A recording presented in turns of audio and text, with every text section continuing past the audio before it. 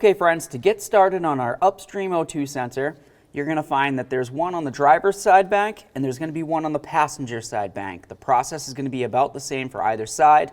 I'm going to be working on the driver's side.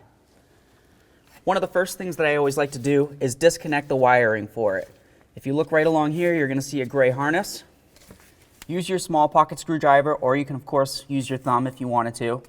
Come right in between here, press down on that, and then separate the two. I always like to look inside to see if there's any funny colors. You can use a mirror if you need to look up in that one. We'll set that aside. Now we're going to remove the O2 sensor from the exhaust pipe.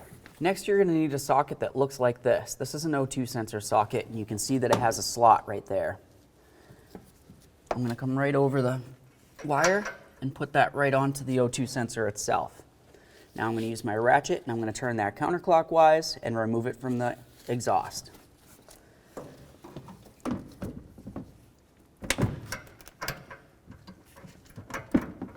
Just put that right in like that.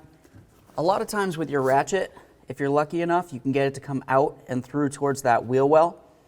I like to go through the wheel well because it just gives me a little bit more leverage rather than trying to reach down in here and see if I can do it. There we are. I got it so it broke free.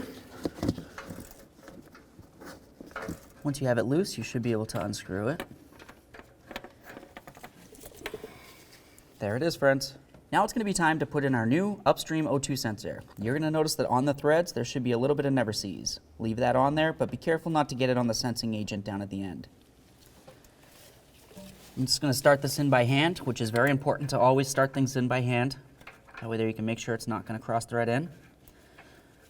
I'll snug it up as much as I can, and then of course I'll tighten it up with my ratchet and socket. Now we're just going to tighten this up. You want to go until you feel as though it bottoms out, which is right about there. I don't feel like it wants to go too much further. I'm just going to give it a teeny bit more just to make sure that that gasket's nice and crushed down. Remove our tool. Now we'll grab our wire, make sure that it isn't twisted or anything. Of course, attach it in.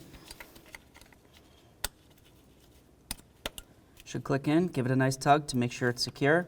And then of course, just make sure that your wire isn't any place near the exhaust in any way. Okay friends, so you finished your O2 sensor. Great job. Now what you need to do is if you had a check engine light on, clear that code. Take your vehicle for a road test. If your check engine light stays off, you did great.